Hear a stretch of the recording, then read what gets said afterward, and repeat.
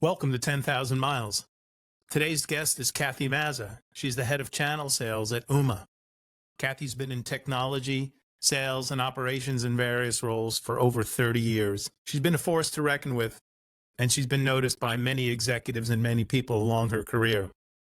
I really enjoyed my time with Kathy today, getting to know her a little bit better, learning about her path to success, all the places she's lived during her life. Quite an amazing upbringing and great start into the world. So let's not wait anymore. Let's dive in.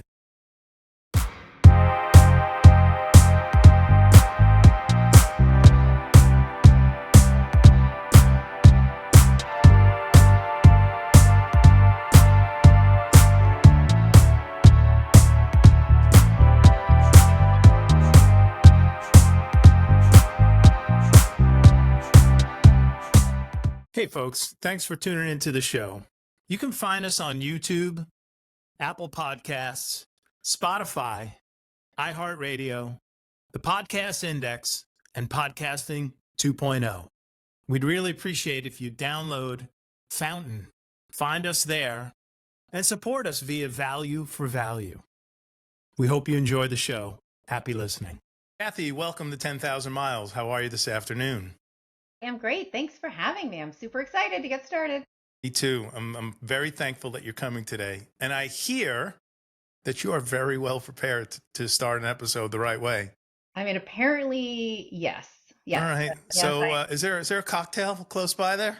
there is a cocktail, and I have it in my Alabama Crimson Tide. All right. Yes, there's a cocktail in here.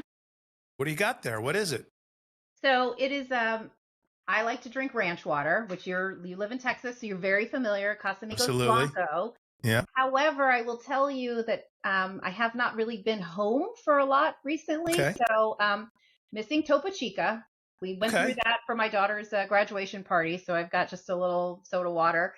And instead of lime, because, what do you do in SoCal? You go outside to your lemon and lime tree to pick a lime. Sure. I didn't have a lime, so we're with lemon. So it's really not a ranch water, but it's kind of close. Yeah. The Kathy water. It's a I love Kathy it. water. Even perfect. Well, I'm drinking the usual. This is a Tierra Noble triple filtered reposado tequila. And then I do something very metrosexual to it. I spike it, I put a little grapefruit, I put a little cranberry, and as the ice melts, it's beautiful. I will tell the people in the audience, though, that the tequila is poured to here. So it's a nice stiff drink. It's fun. It's a great summertime drink. I'm going to come up with something for the fall. I'm going to mix it up a little bit, maybe like a jalapeno spicy, thin margarita, something like that, so I can keep my figure in shape. Well, cheers, by the way. Cheers. Cheers. Thank you. Renee Thank and you for Ching. having me. All right, let's take a little sip. You got it. So for the folks that are tuning into this episode, I met Kathy a number of years ago through my work in the channel, through technology. Immediately drawn to Kathy's presence and her ability to bring people together.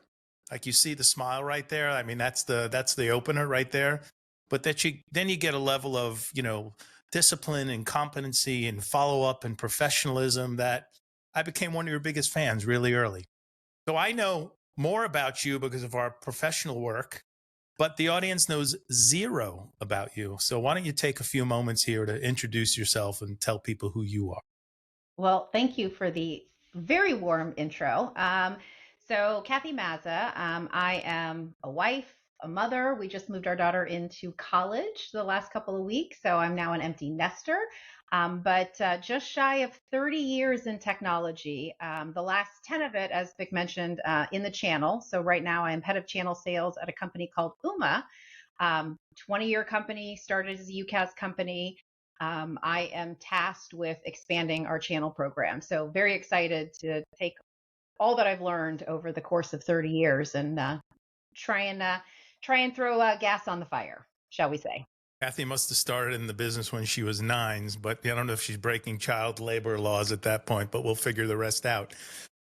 Kathy, in the intro, I told people that when we met, very professional, honestly, I didn't know till right now you were in technology for 30 years. I'm not surprised. I mean, the experience comes through, the capability comes through, the communication, the knowledge all comes through. And what I like to do, and what intrigued me to ask you to come on the show today, is that I think you have all of the core elements of everyone else I've had on this show, no matter where they come from or what they are. And that's this fire, this grit, this determination. Choose your adjective or however you like to describe your personality. And what I've discovered is that this comes from somewhere in people. And the beauty of now you being probably my 20 something episode, I think you might be episode number 25. I'll have to double check it, but it's come from different places in people. It's not all come from the same place. Tell us about your story. Like, roll as far back as you like, but I think the audience wants to know, like, how did Kathy decide to get into technology? Where did you start refining your skill set around your delivery, execution, personality, networking, etc.?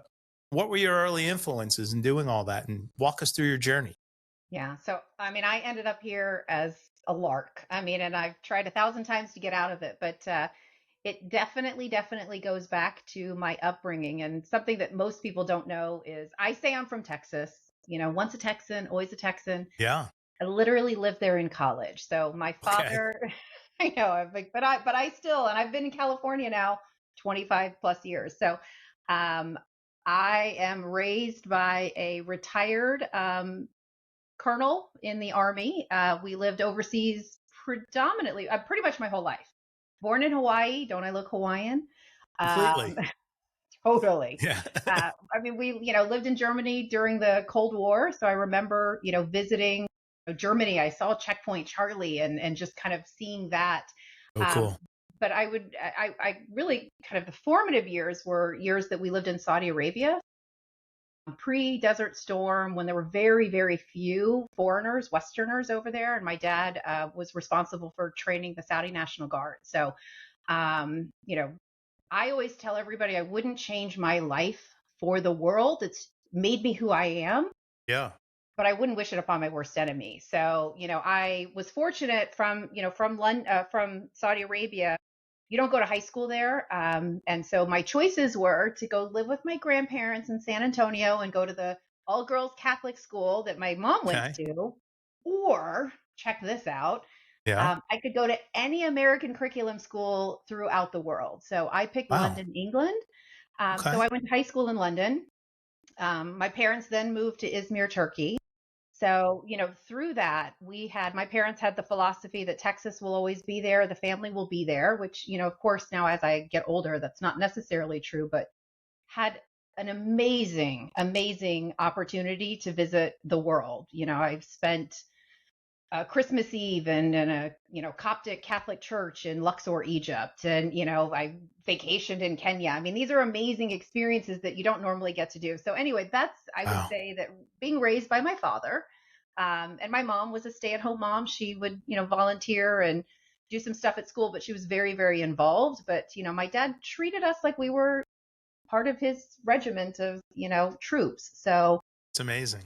Yeah. Who did you live with in London while you went to high school? I was at a boarding school. So you were in a boarding school? I was at a boarding school. Yeah. I remember my mom moving me in at 13-ish. I think I was turning 14. And, here I just moved my daughter in and she's 18. I'm like, I can't leave her. I know. And my mom left me, clear across the world. So, yeah. Well, I'm grinning. I'm grinning because it's so evil what I'm about to tell you. It really is.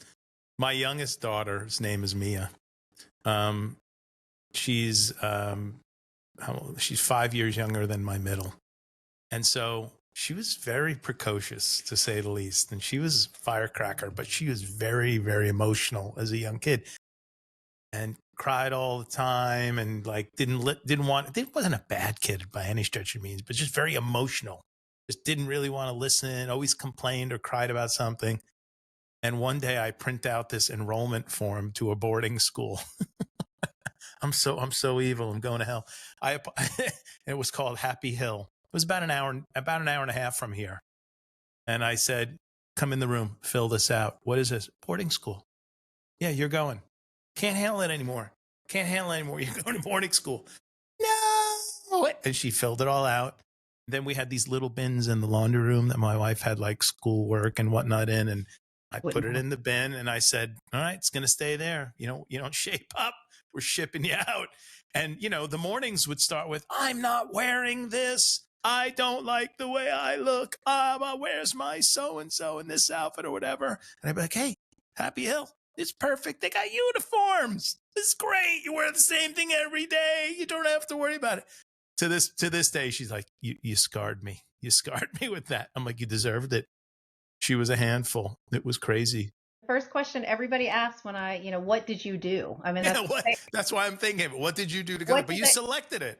No, well, I selected that school, but I didn't have the option. And, and I've always been a rule follower. I still, to this day, I think that's, kind of the core. I mean, I black and white, there's not a lot of gray in my world. I know what's right. I know what's wrong. And I really kind of marched to that beat, but they just didn't have a choice. My father at the time, you take the duty assignments that you get. He doesn't really, have a lot. So there was just no option. I mean, I was not living with my grandparents going to Catholic all girls school. That was not an option. So, yeah. I just want to call you out in a nice way right here.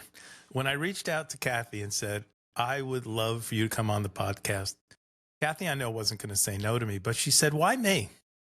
Like, do you really want me on here? I mean, I'm like, and here we are 10 minutes and 5 seconds into the episode.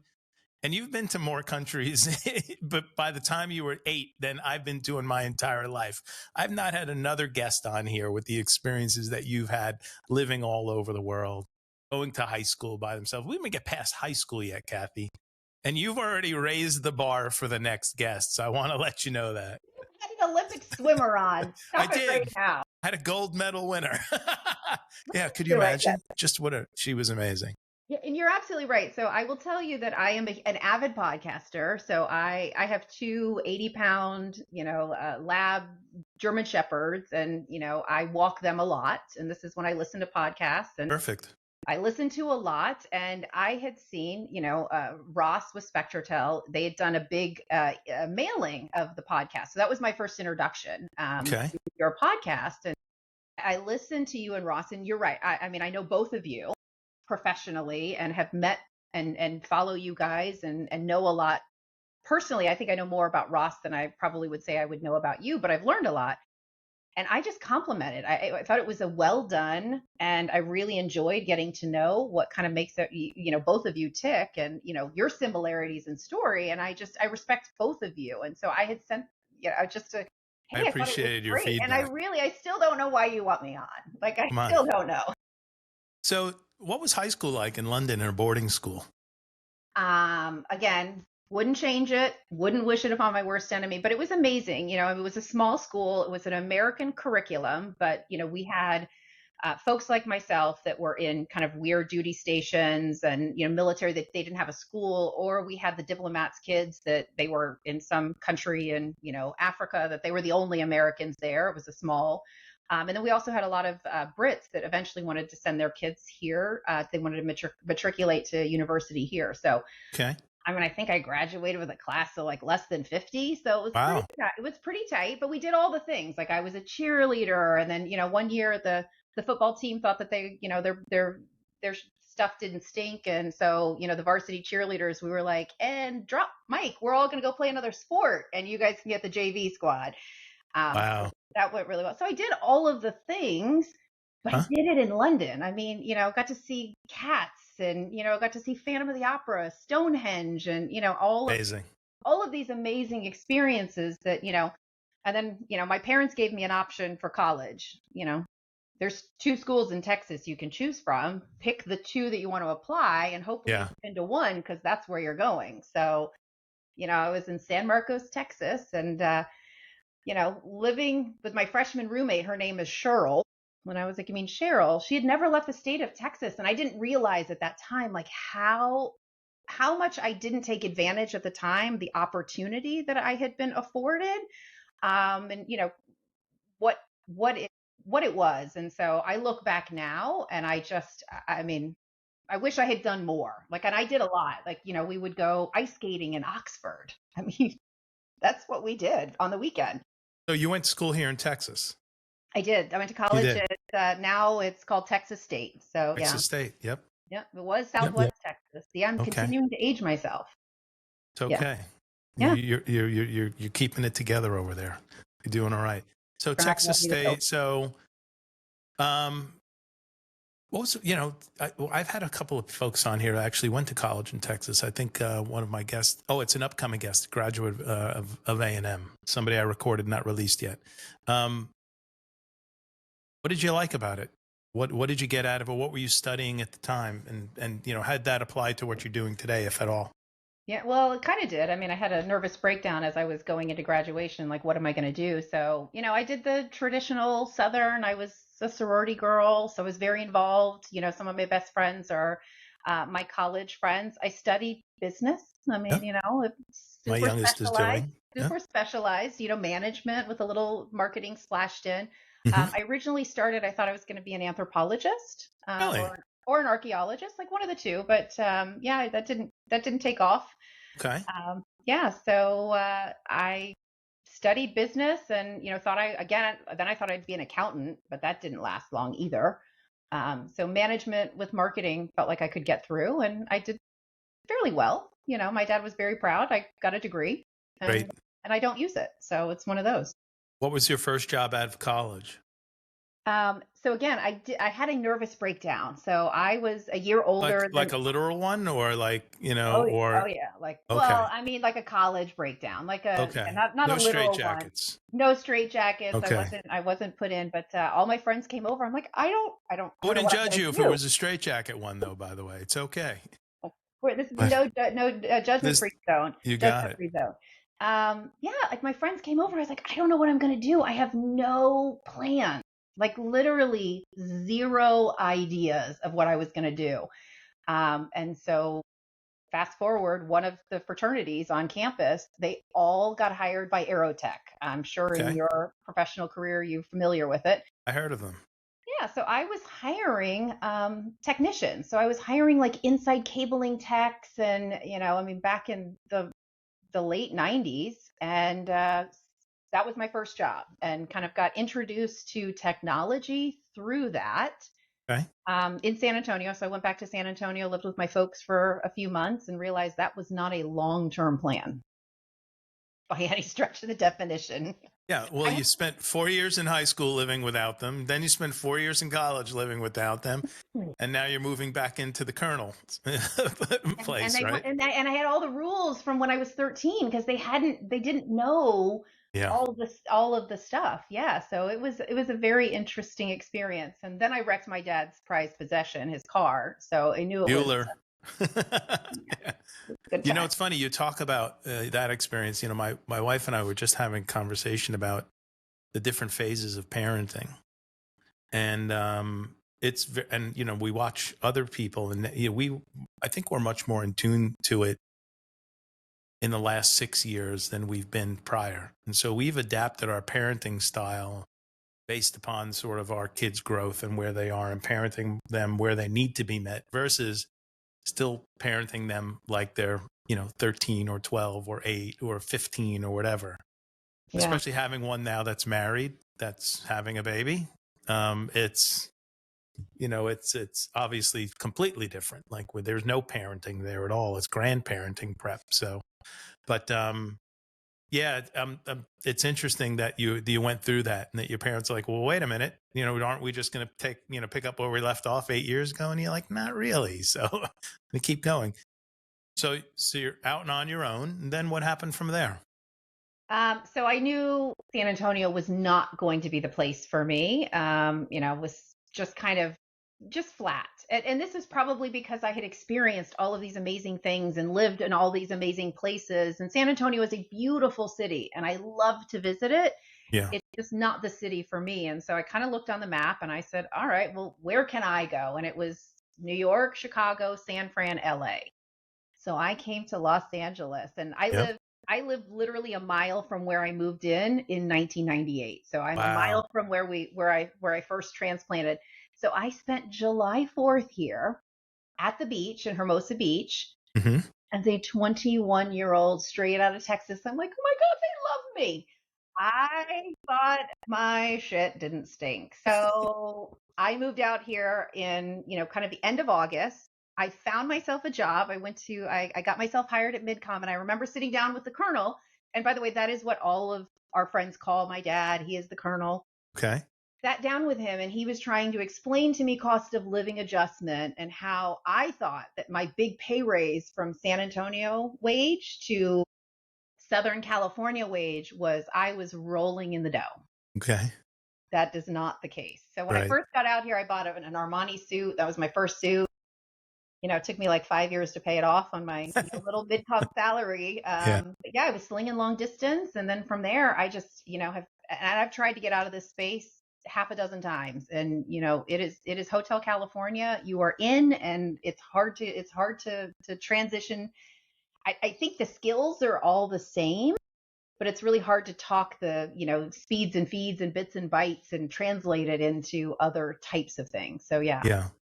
just had this progression through technology, worked at a local like ILEC, where we're installing channel banks and Sure. doing all the stuff. And then I know you had Andrew Pryfogle on. I worked at Covad even before he was there. Really? I was here, or I was at Covad when we put the first D slams in Los Angeles. And we're all sitting in the CO because this was revolutionary. I mean, going from the AOL dial-up to DSL was pretty amazing. And Good deal. my last role with them was I was the product manager for customer experience. Like, it was a great opportunity to define what customer experience, and it's always been something that I hold really dear, is how are we easy to do business with? How do we exceed expectations? Whether that's the customer or, what I've been doing now for the last decade, my partners are my customers. And so Sure. how do we make the experience better? And, at the time I remember creating a portal that literally had 3 images. We got your order. We've got the technician is scheduled, and now you have DSL. Like, these were the 3 major 3 milestones. big steps. 3 steps. Yeah. They were very hard to, go through. And then, of course, COVID just kind of went through everything. Now was bought by, I think it's part of Earthlink now. I don't even know. But, I got out and then went to my dear friends at Quest/CenturyLink and spent Sure. 16 years there. What roles did you have at Quest CenturyLink? So my first role, and I took it as a stopping, I literally took it. I took a big pay cut. I was just a project manager. I was kind of one of their customer success team members. Hmm? And it was only intended to be, let me plan my wedding so I could do this job in my sleep. And then I can, kind of figure out what my next role will be. Cause I felt like I took really 10 steps back in my career to go there. And then I got married and I had a baby, and I was okay doing that. And then somebody's like, no, you are really not doing all to your potential. So I moved into global sales. So I was one of the global sellers, and that's where John Delosier found me. Mm-hmm. If we talk about the story now, I was basically the janitorial staff, and he just plucked me out of obscurity. But yeah, I was involved in a huge channel conflict right when he came on board. Really? Oh, yeah, it was. I was the salesperson on a Okay. huge, probably a couple $100,000 a month account. Okay. Partner sold it, new partner coming in, and JD was going to be making a ruling, and I gave him a call and I said, "Hey JD, it's your program. I'm just a salesperson. I've been paid. I'll continue to be paid, but this is how I see the landscape here." And he's like, "All right, thanks." And he hung up. And I was like, well, that didn't go well. Okay. And at the time, Jasmina Mueller, who I think you know as well, kind of this whole Yep. group of folks. She had made some progress and was moving on to JD's team. And I was like, I was going to be a local channel manager in SoCal. Like, that was my plan.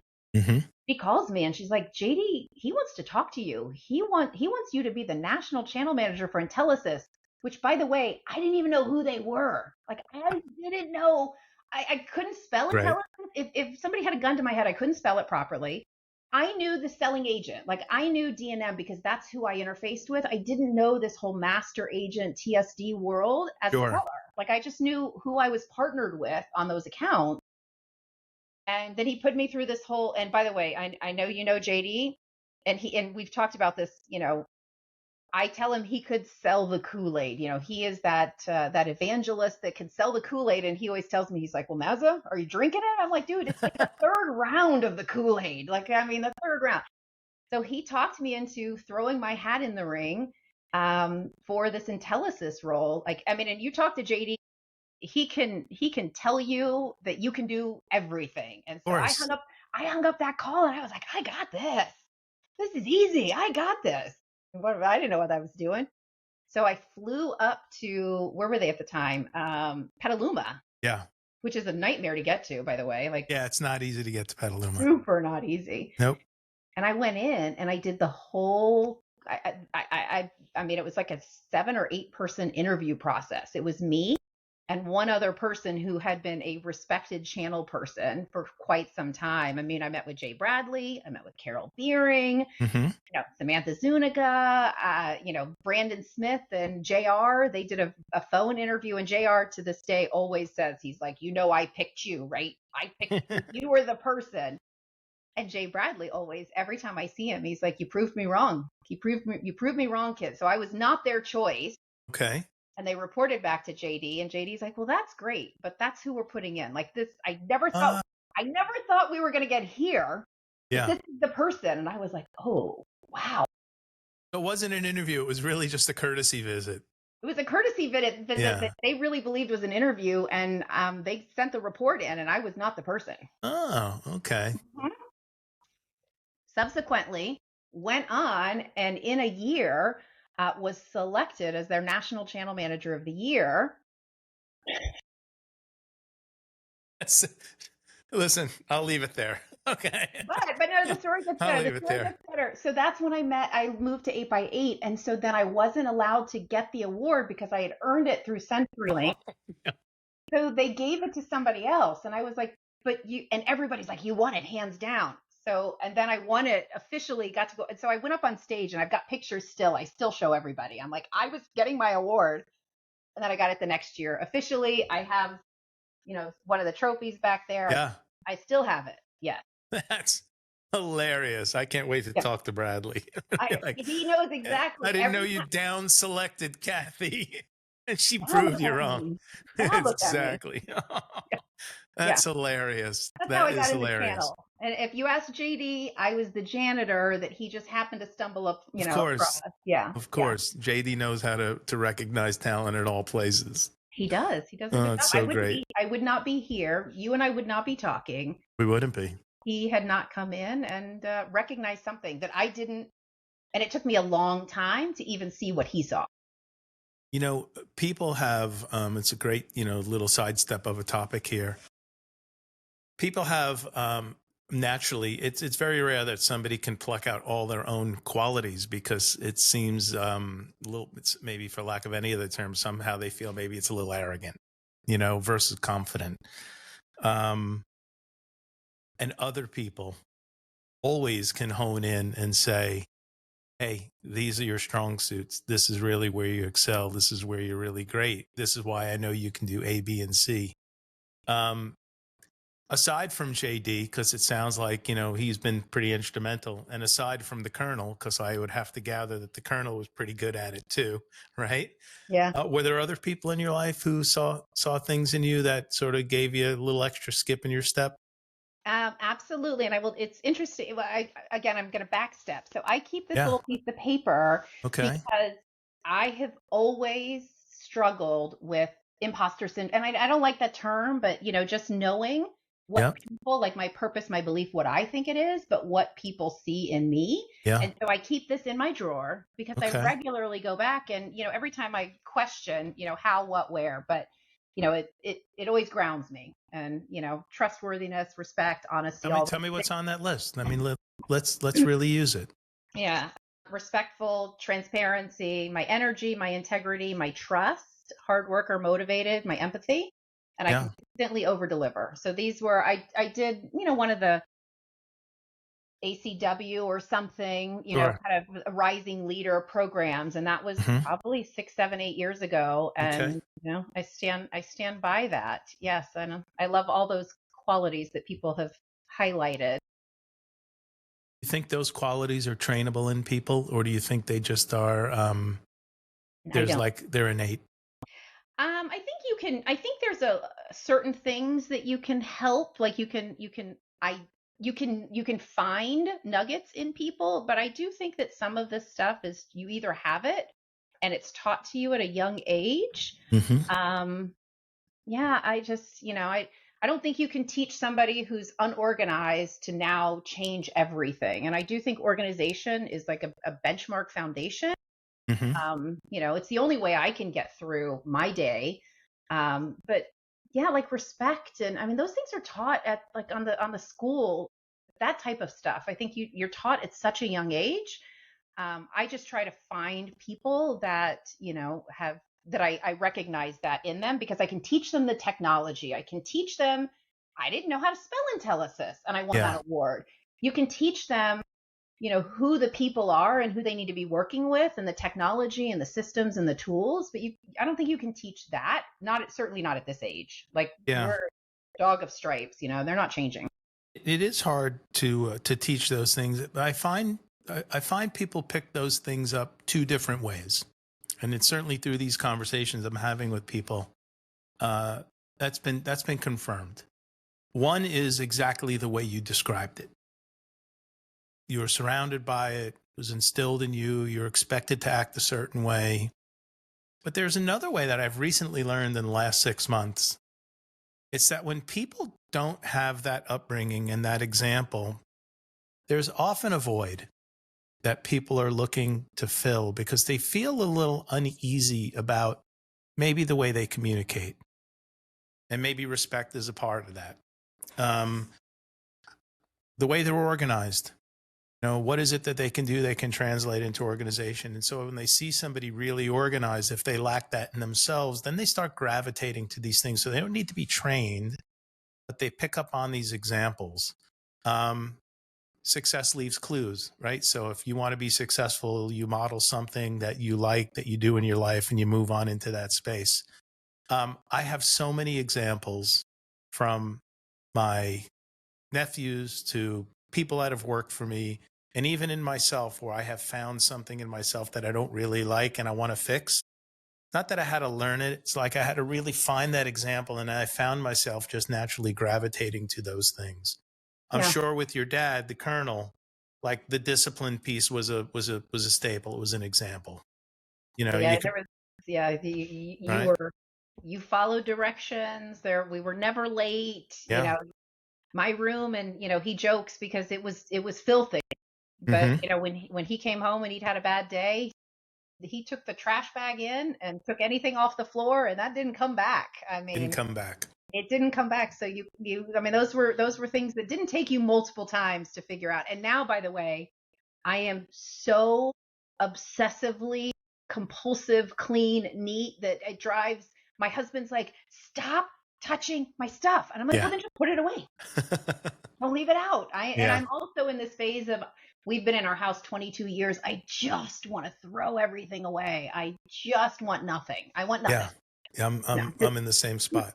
Yeah. Hey, let me roll this back a little bit, because before we started, I told you I had a list of stuff that we would tug into, and I didn't mention at the time, but you mentioned imposter syndrome. You said you weren't sure if you really liked it. Well, believe it or not, that's on my list here.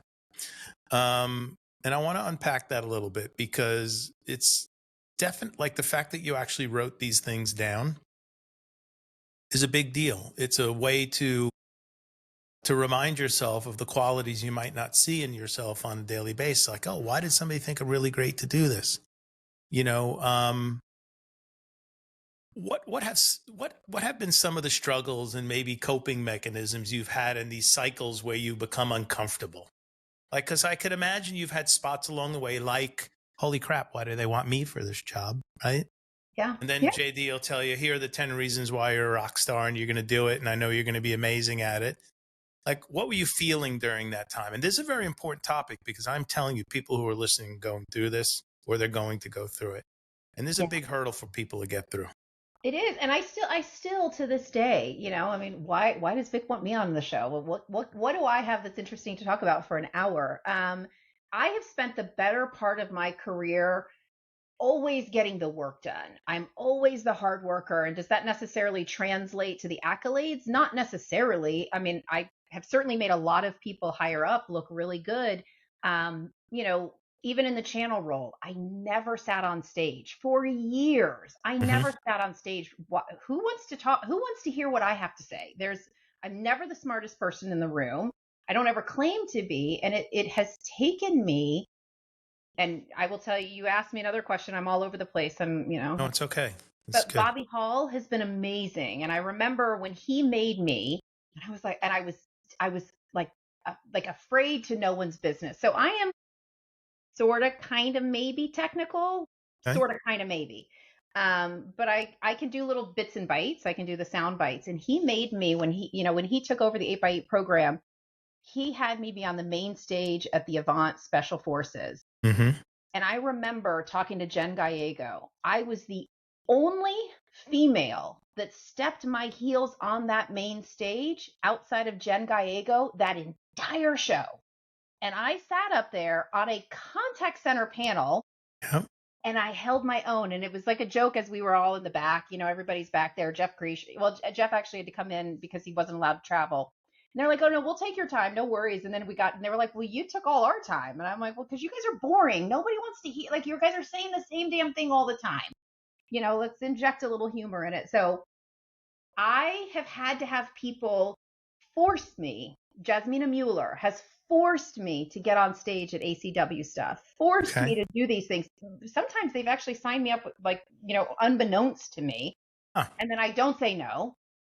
But, and that has been such a big step for me to be part of panels, to be interviewed, and to do this, and to trust that I actually have something that's maybe one little nugget. Maybe I can help one person, and they will trust in themselves, because without JD, I would never have trusted in myself to even have put myself out there for a role like that. Maybe I can help somebody trust themselves. And you know what?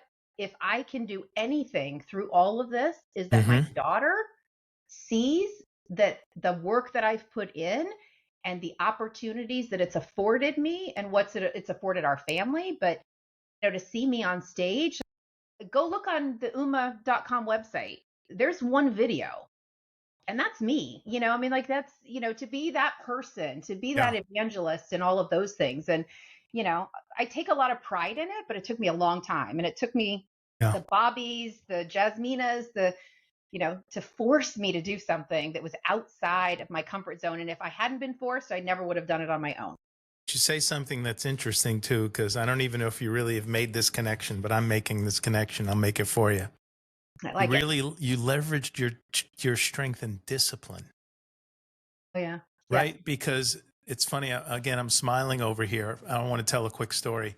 I had this guy that worked for me. He was our chief information security officer, and at the time, I was working at a mortgage company, and we were primarily a servicing shop. We did originations, but we did broker and consumer direct. We didn't do what was called correspondent business.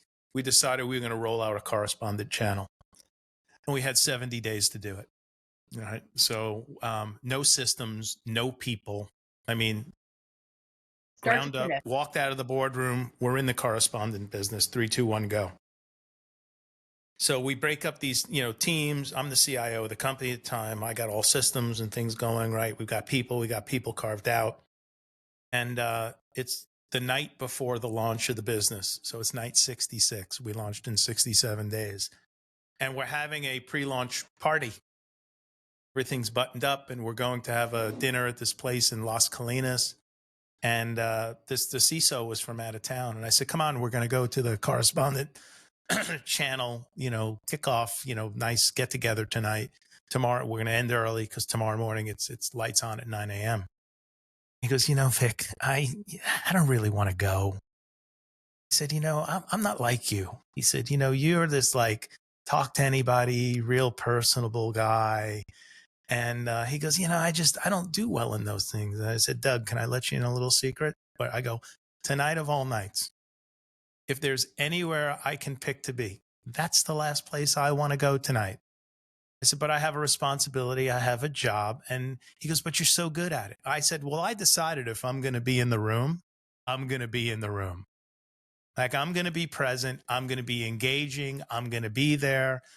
And I'm going to do the job I need to do. He goes, man, I just thought you loved it. It was, I always felt like you were at Disney doing that stuff. You're shaking your head. It's the discipline, right? It's the discipline. So you took a spot that said, well, maybe people forced you to do it, Kathy, but you didn't have to do it. Mm. Free will, you could have said no, might not have had a great outcome, but you took that and said, gonna do it great. Discipline, gonna do it great. And that, one of the things I have listed under here is that, hey, what's your experience like? How did you overcome it? But lastly, what's an action plan? Like, what can people do to help manage through this? And so one is, from what I'm hearing from you, is that you got to put yourself outside of your comfort zone intentionally. Two is from you got to write a list down. Lists are powerful. Whether you put it on your iPhone in notes, or you have a piece of paper in your top drawer, or you collect them on a regular basis from people you trust who can judge you positively and negatively, and you can take those things and refine those and say to yourself, hey, what is it that, I need to remind myself that my strengths are, and leverage the heck out of those. And as you move on in life, you start really realizing that those are all the skills that people really want and admire. Because, if you were a programmer, you could learn to code. Yeah. If you were an engineer, you could learn to be an engineer. If you were a web designer or a graphic designer, you could learn the applications and the tools, and you're either creative or not. That might be an exception. But this imposter syndrome is very common amongst people, and even, believe it or not, in some of the top leaders. They're up top there, and somehow even in their darkest moment, because the higher up the food chain you go, the less people you have to talk to about what's going on in your head. Very true. Very, very. And so you've got to constantly come up with these mechanisms for managing through it, getting it. So that's super, super cool. You forgot JD. He turned you from the janitor, right? Which is really, really great. He's going to love listening to this. Yeah, I plucked her out from the broom closet. It's the joke. Yes, it's the joke. Yeah. So funny. Yeah. And JD also told me something, because again, going to this, never. And it's the piece of advice, we talked about mentors, I've had so many, and, kind of at the point in my career that it's time to look outside of what I've had. But, as I've been a mentor to other folks coming up, you cannot negate putting the work in. So every time I've gotten on stage, like, this is the first time. And I know it was so funny because Ian was like, I'm not prepared. Like, I'm not prepared. You didn't send me questions. I didn't have my marketing talking points that I've got to get down. What's the newest technology? What am I selling? What is this? But, it's doing the work so that I come in prepared. I was up at corporate last week for QBR, and knowing my data backwards and forwards so that, the questions that come in, I'm not stumped by them. But I will I will tell people, you can't take shortcuts there. And I think that, especially, and I tell my daughter this as, as she looks at a career, you have to put the work in, and, you hope that turns into, rewards, but you can't not do that hard work. There are study tactics and study techniques to learn the information and the data. When as young as maybe even junior high or high school, I used to feel like I was unprepared, and I'd freaking sneak and I'd make a cheat sheet. I'm going to make this the size of my palm. And you never used it. I never needed it because I wrote the shit down.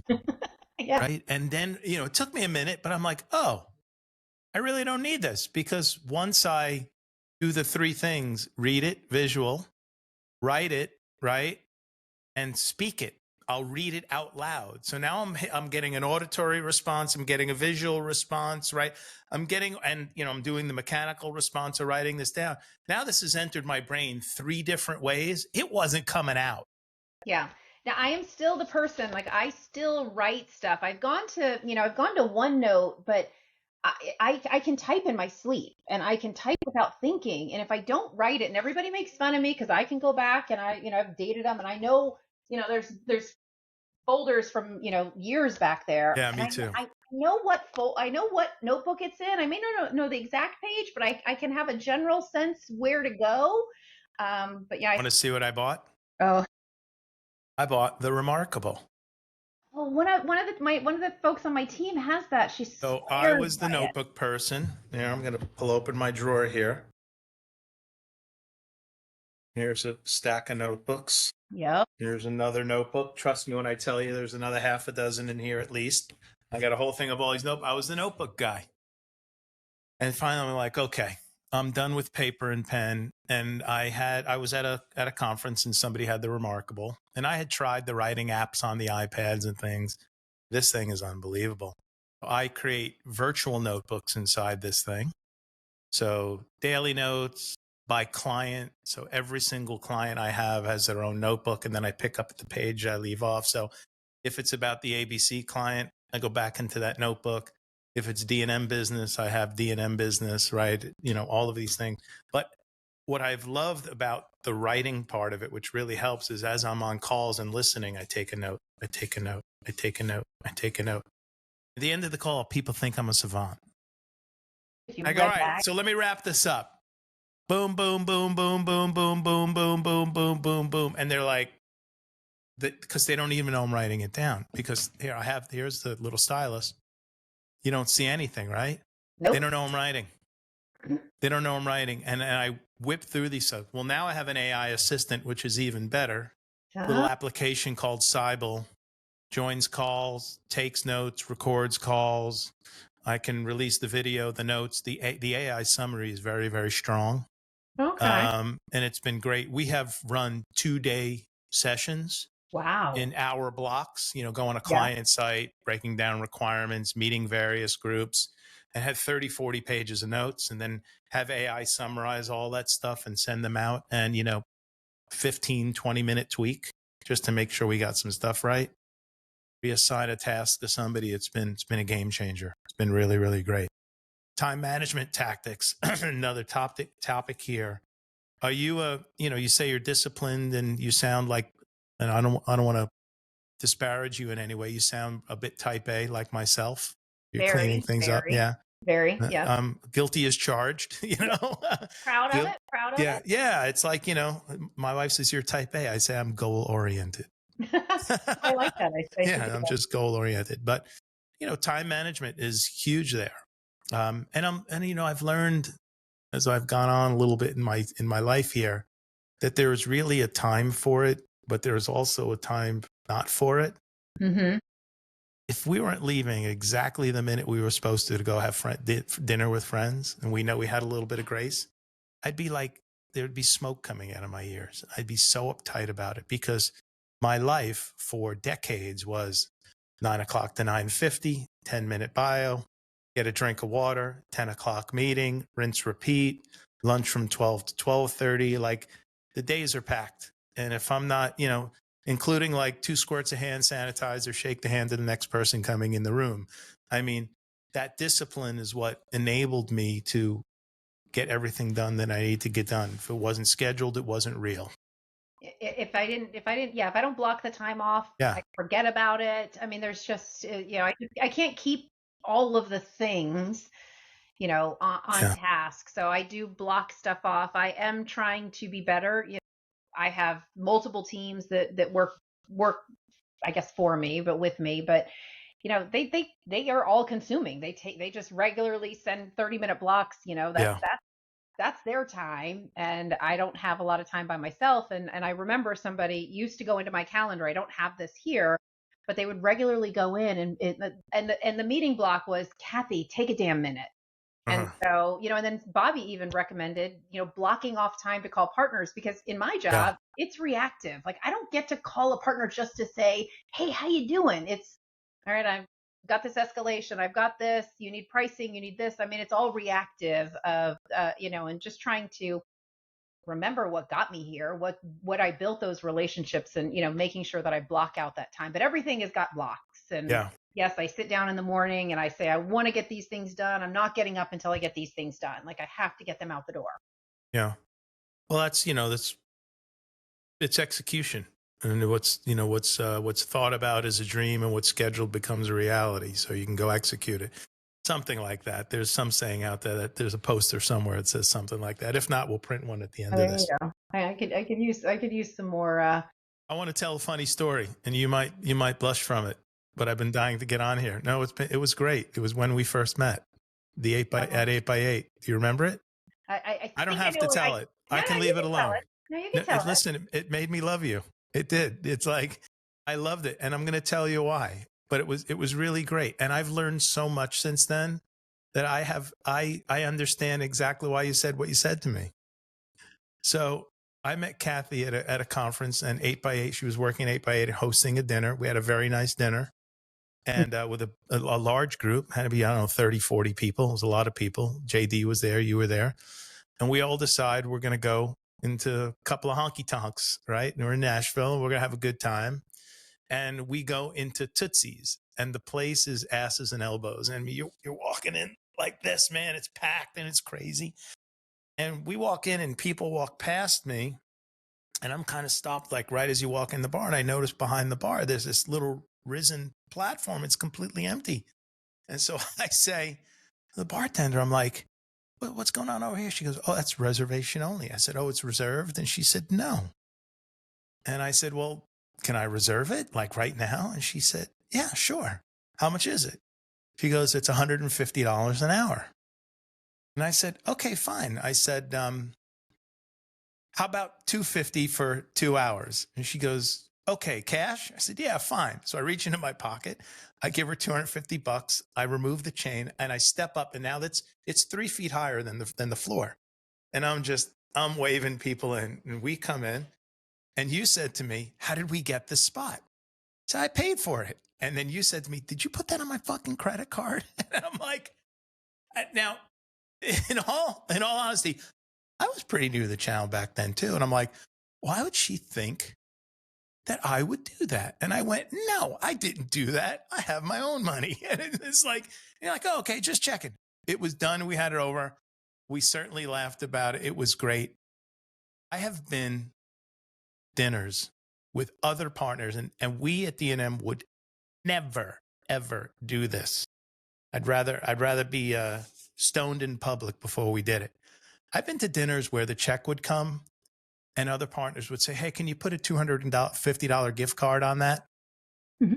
I think my jaw hit the ground. Like who does this stuff? You know, it's like, and I said, and at that moment when I first witnessed that, I never told you the story, and this is the reason why I wanted to bring it up on the podcast. When that happened, you were the first person I thought about. And I said, boy, everything makes complete sense to me now. I get it. I get it. This is the universe you are managing. And listen, the partners in this business, they are amazing, and they're characters, and they're great. Some of them go a little too far, you know, some will take it a little too far. And, but I think that created a bond for us at that moment. You're like, oh, because me, I was like, who the hell is she calling me out for shit I didn't do? Okay. I kind of like that about her. And you're like, oh, he didn't do that. He's okay. He's one of the good guys. So, I mean, I can count on one hand, and and I just treat everything like it's my money, because I am, you know, I take pride in the success of the team. And don't get me wrong, if, you know, knowing that you were going to pay for it yourself, then I would have been happy to pay for it. I'm sure you would have. But, and so I can count. And I remember being at a dinner with a partner and ordered, you know, a crazy bottle of wine for just 3 people. And I'm like, you know, I'm over my budget. You know, it was a different time. He's like, no, I'm putting that on my own check. Like, I want you to try. This is a bottle of wine that I really want you to try. And I remember, you know, Rob DeVita, right? Yeah, of course. Okay. He won at the time the largest deal at 8x8. And he says, before the Intellisys Channel Connect, one of the last years up in Monterey, he goes, we're going to go and we're going to do a wine tasting. And Yes. I'm like, DeVita, I can't do that. I am the Intellisys national channel. I was probably in management by the time. I'm like, I can't do that. I like, this is my biggest show, you know. And then I called Chandler Bing, you know, that works for JD. I'm like, that's what I call him. I'm like, Chandler Bing. Yeah, and Chandler Bing. He's like, Kathy, like, no partner's taking you We were on a private, it was Eddie Acosta, Carrie Stansberry, who worked for me at the Yeah, time, sure. myself and Davita, the four of us. He took us in a helicopter to a private wine tasting. Right. So then on the way home, I had to sit up front with the 12-year-old pilot because I'd never sat in the front, like, well, Isn't no, it I funny? wanted I did to, the same thing. but I mean, like and I mean, I can think of things, and I remember that about Yeah. our first meeting because I was kind of at bitch about when I was like snapped back and I was, just because that It was great, but I never my got to credit tell you card. the second half, which is Oh, why I wanted to bring it up. And the second half was like at first I honestly I was a little taken back, but listen, I've been around. I get it. Like you were very direct and upfront. It was cool, and I certainly appreciate that. I grew up in New York. I'm used to that. Um, but when I had that first experience, it was like somebody shined a laser beam into my eyes, and Kathy Mazza was shined into my, and I'm on like it just. I never got to tell you that I yeah. get it. Okay. Like So I never got to tell you that I get it, and I wanted to close the loop on it to say net. that was a long, long loop ago. And boy, by the way, those were Yeah, the best seats in that yeah, dang that bar was. We had a because blast back there. That was it. That was an that amazing time. yeah, that was because you know what, JD actually ran out on the bill at the fancy dinner. So I had to like run the bill on my credit card too. It's amazing how That sometimes, JD. the person that's above me, it's happened many a times, but love that JD. Yeah. So you burn the candle at both ends a lot. I mean, you're working, you're traveling, you're doing a lot of stuff. How important has taking care of yourself been to sort of your 30 years in doing all of this? And how have you found success? I know myself, I go through fits and starts. Sometimes you look at me and you're like, wow, he's not working because he's in great shape. Another time you look at me and go, yeah, that dude gained 20 pounds. What's going on?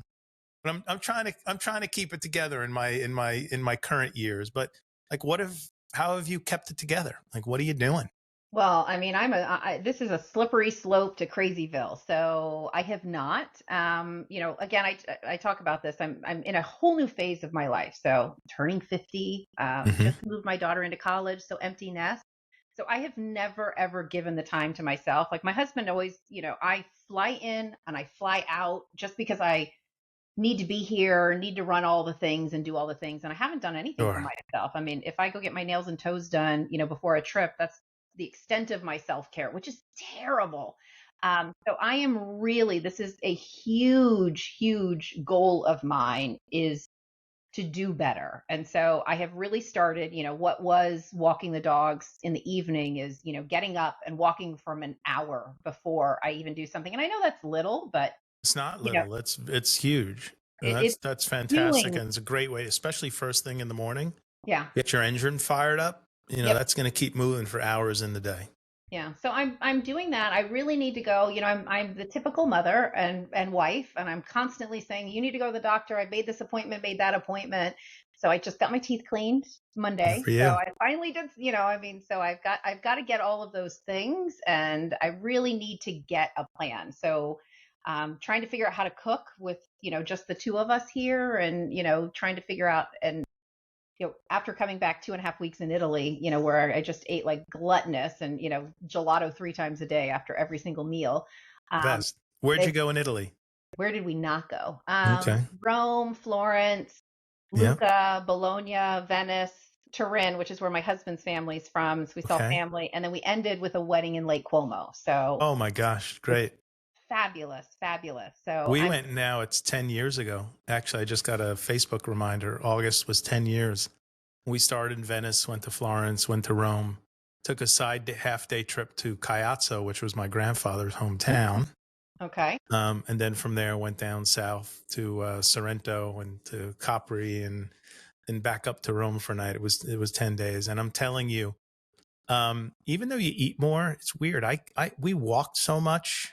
But you The don't gain food, any weight. you It's so don't, the healthy. food is so good. The It's food is so so healthy. There's healthy. no crap in it. I mean, we did a cooking class. Our pasta was flour and egg. I mean, that was it. It was everything is just healthier. And so I'm trying to, just make things that are healthier instead of just picking stuff up. And that, I mean, honestly, I work way too many hours. And Yeah. so by the time it's time to shut it down, I just am too tired to cook. And so I take the easy button, reservations. That's what's for dinner usually. And so that's terrible. And on the road, I eat terribly. So, I'm trying this whole thing out for new size. I don't want to go into 50 with all the extra weight that I've been carrying around, and I refuse to buy new clothes. So I'm like Hmm. sausage in like sausage cases. So I think I think there's a multi-decade message here. When I was about to turn 50, I had the same sentiment that you did. I'm like, there's no way I'm going to run into 50, just completely a train wreck. So I woke up at, I think I was 49 in a few months, and I joined a CrossFit gym. Oh, And okay. I went completely, type A ham into CrossFit. And I rolled into my 50th birthday, like looking like a machine, powerful machine, got into the community. I did that for 7 years. Oh, And everywhere I went, if I was on a business trip, I found a CrossFit box. I mean, I was absolutely militant about it.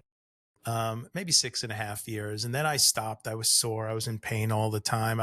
My mind was keeping up with the 26 and 27-year-old guys. And I'm a guy in my late 50s, and I got gassed.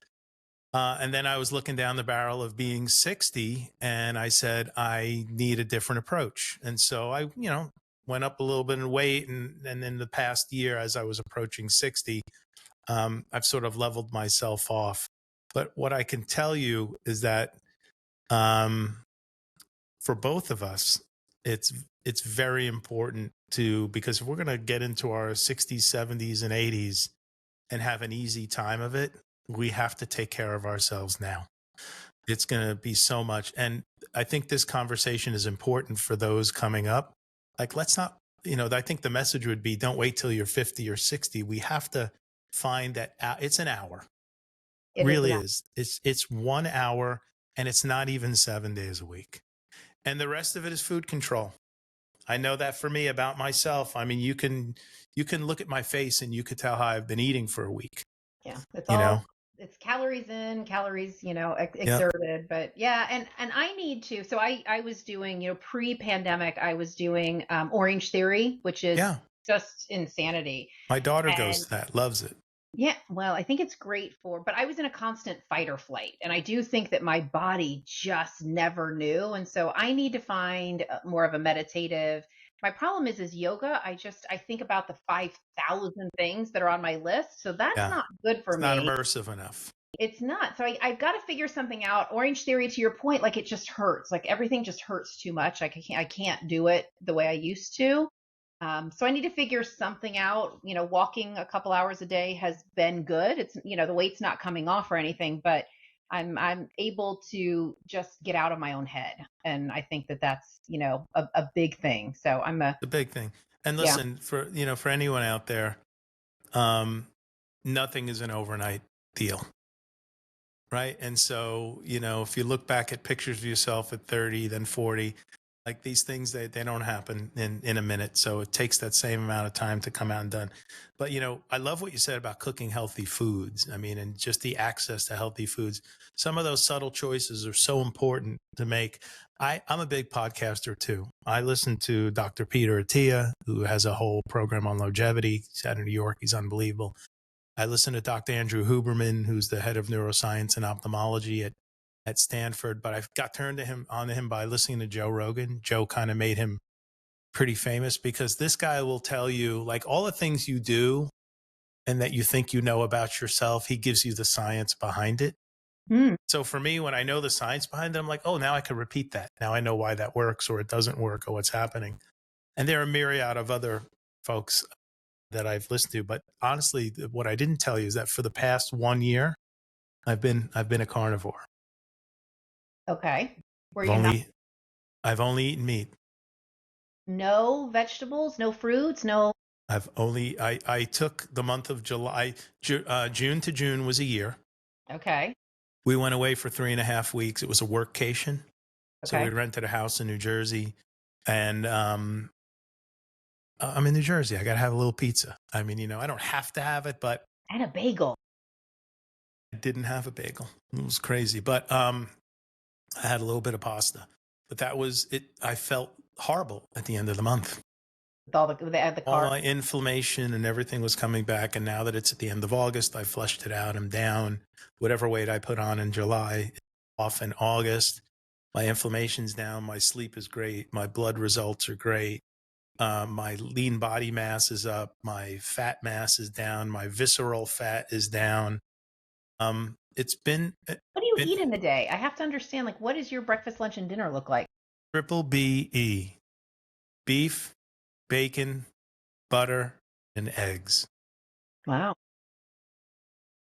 And on a rare occasion, and I mean very rare, just because like it's available, I'll Mm-hmm. have some chicken. Hmm. My daughter said to me last night, "Are you sick of steak yet?" I'm like, "I'm living like a king. What are you talking about?" You know, well, I grew up thinking steak was for rich folk. It's like my father said, "We can't have steak again tonight. That's for rich people." Oh, okay. I didn't mean to But interrupt. Sorry. no, I not at thought you were all. going But through. I So it's lost really 30 pounds. helpful. I lost 30 pounds as a result of it. Bloods are great. Like I said, all the usual markers that you would expect that would go through the roof. And then it turns you on to these other studies. And by no means am I an expert, but I've been studying this thing called the Framingham study, where there's a real debate on the cause of heart disease Mm-hmm. and whether it's cholesterol or increased glucose. And there's more and more information that comes out. I won't get into this because we'll need another hour on it, but I'm going to send you some links when it's done. You could really look into it and just make your own assessment. But it's been great. I want to come back to another topic real quick because, as I said, I just hit 36% and I'm talking too much. So I want to get your take on the power of being an effective communicator. And you talked about getting on stage, and it's you on the website, and you're representing the brand from the agent perspective. Like, talk to me about how building, what was it like building your public speaking and communication craft over the years? And when did you kind of figure out that, like, hey, I think I'm getting pretty good at this? And Still are you, don't. you don't? Okay. Well, tell me about this journey. You know, less is more, and I tend to talk a lot and run on, so I really try to be succinct in the nobody has the attention span. Like, we're just inundated with information in, a 24/7 news cycle. Everything's on our phone, everything's this. And so, you know, one of the first things I did when I came here to Ooma was I really felt that we missed the mark in trying to explain what we did and what we did well, because we can do everything and the kitchen sink. And so I think that we were just in a noisy space. We were getting lost in more noise because we were trying to be too many things to too many people. And so, just trying to narrow down the message, and just if somebody, and I know I have to hit them 10, 15, 20 times before that Yeah. actually resonates.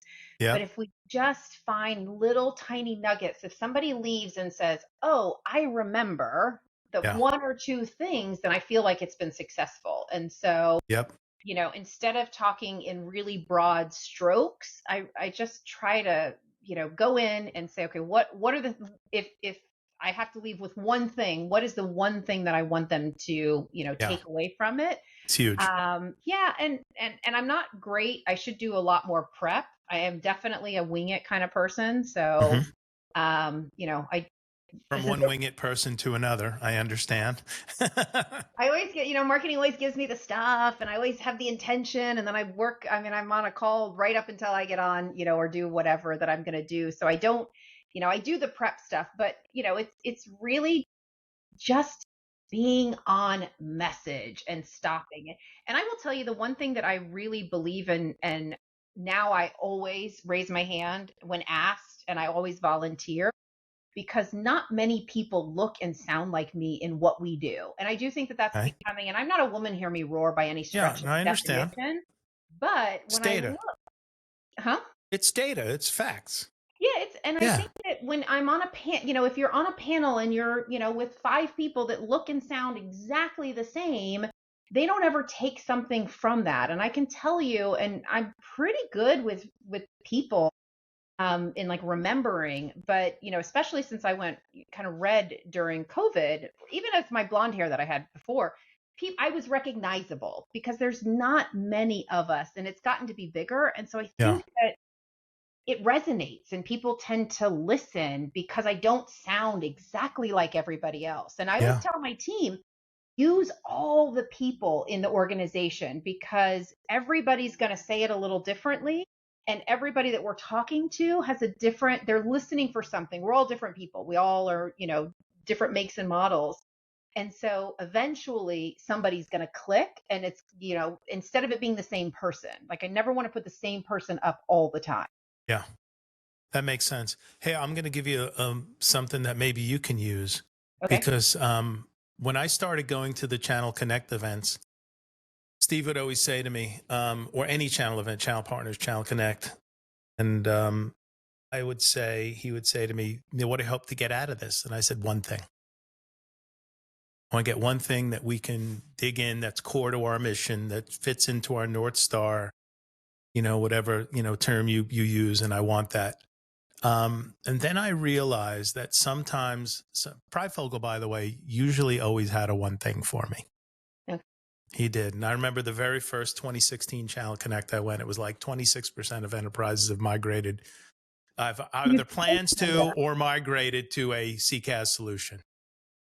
I was like, what an opportunity. It might have been 8%. Yeah. Yeah. There. It was massive, right? I just saw a massive opportunity there. And so I incorporated the one thing in the things that I do, either with our team or with customers or whatnot. And then I realized not everybody needs the same one thing. Mm-hmm. And so now I go no more than 3 things. Okay. And the reason I thought about this was my son was getting calculus tutoring. Mm-hmm. And he comes in, he says, okay, what's the assignment? What'd you get in class today? And the guy's sitting at our kitchen table. Mike, great guy. Met him at the CrossFit gym, by the way. And he said, all right, show me how the teacher taught you how to solve for this equation. Well, she taught me this way, boom, boom, boom. Okay, that's one way. Does that make sense to you? Now it's so confusing. I don't know what the heck I'm doing, Mike. Okay, well, here's another way to do it. You do this, and he goes through a whole other axis of approach to the solution. Does that make sense to you? And he goes, maybe a little better than the first one. Not really. He goes, I got one more way we can approach this. There's a whole other way of solving this equation. He goes, I always have 3 ways of solving the same equation. And this is this lane. And Alex looks at him and his eyes go wide open. He goes, that's so easy. And Mike looks up at me and goes, 3 different kids, they'll choose 3 different ways. Wow. I didn't think you could solve a math problem 3 different ways when they want you to show the work. Neither did I. Well, so the funny thing was he taught my son how to make this from a blank page, how to draw out like a solution set, table, mark, whatever, and then how to use that tool to solve the equations. Huh? And so they start with a blank piece of paper. He built this tool and he knew how to build the tool. And then he used the tool to solve the equations. And the teacher was like, how did you get 100 on this test? Who did you cheat from? And he said, I didn't cheat. And he said, well, how did you solve it? He said, well, I had a blank piece of paper and I drew this. And he said, give me a blank piece of paper. And he drew the whole thing out in front of the guy. Mm-hmm. And he said, then with these equations, I can use this to solve for any problem. He said, well, that's not how I wanted you to solve it. And Alex said, I just thought you wanted the right answer. Well, he came back and told Mike that story. He goes, yeah, this is the problem with curriculums. They want you to all do it one way. And I took that moment and I recalled it when sometimes I went someplace and didn't get my one thing. And I said, oh, everybody needs a little different one thing, but you can't deliver 20. It's too much. Nobody's going to take anything. Too much. So, hey, this is 1, maybe 2, at best 3. So I have been using that and been finding success. And you poll the room when you're done. Hey, which one did you hold on to? It's all different. All different. Because people are different, Kathy. Yeah. People's brains work differently. Some people are visual. Some people are analytical, right? Yeah. It's completely different. I want to do a 3-minute lightning round with you to wrap up our podcast tonight. I wasn't expecting that. I'm going to I'm full of surprises tonight, right? So the first, I'm going to tell you the 3 topics, and then I'm going to start with one of them. I'm going to tell you what the last one is. Okay. The last one is going to be a leadership lesson. I want you to give me 30 seconds on a leadership lesson. I want you, as number 2, I'm going to ask you about emotional intelligence. All of these are our topics unto themselves, but I want you to try to find something where maybe that, having a level, or if you witness somebody without a level of emotional intelligence where it didn't work for them. Short story, 30 seconds, how it could have worked better. And then I want to ask you about the one thing, and this is truly the one thing, this is where we're going to start. What is the one thing you'd like to tell somebody about navigating career transition? You're in a job, you're comfortable, you're cushy, you want to move, you want to punch out of your weight class a little bit, you're hesitant about it. What would you tell people going through that spot in their career? How would they navigate that? It's always easier to find a job while you have a job. And so, and being on the opposite end of that, having had multiple situations where I've been laid off and, the stress of that, I'm the primary breadwinner.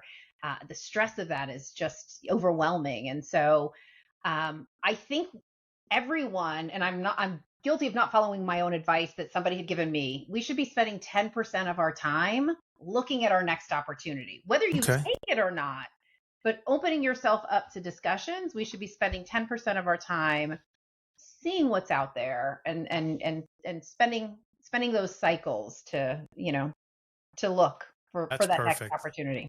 Keep your toe in the water, meaning keep a toe outside Yeah. the pool is Yeah. what you're saying, right?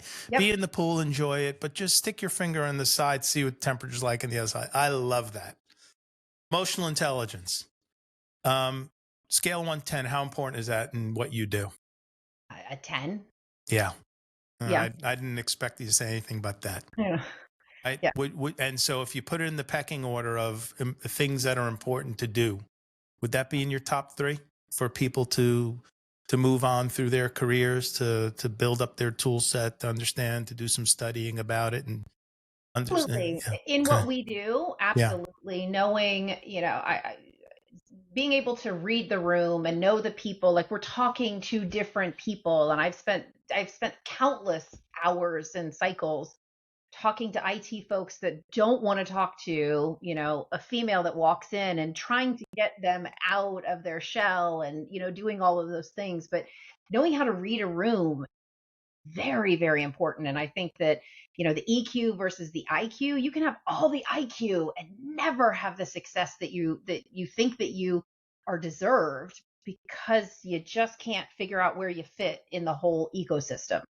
Very important. Last one.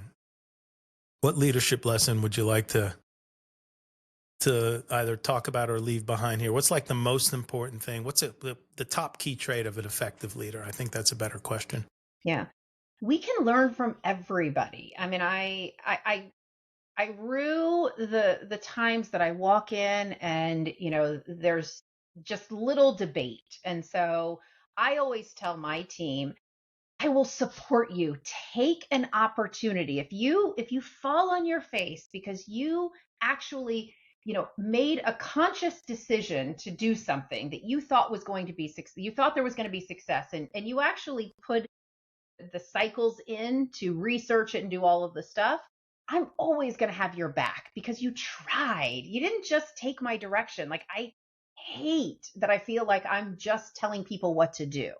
Like, we're all like, mature people, but just take an opportunity. But, you know, always knowing that we can learn from somebody. So, I have things to give and I've learned a ton about you and learned a lot that can help myself in just this conversation. And everybody should look at every single Likewise. interaction. It doesn't matter if I'm with the CEO or the absolute, lowest person on the customer service call center queue. I mean, Yeah. we all can learn something.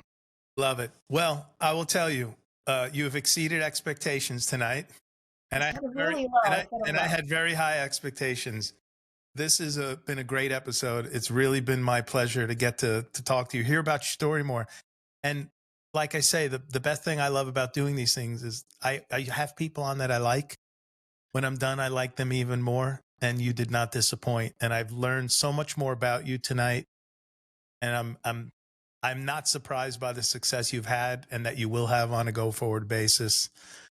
You're the total package. So thank you so much for coming on tonight and sharing your story. I really appreciate it. truly honored to be asked and blessed to be able to be here. So thank you for giving this an opportunity. Thank you very, very much. Have a good night. Great. Thank you. Good night. Bye.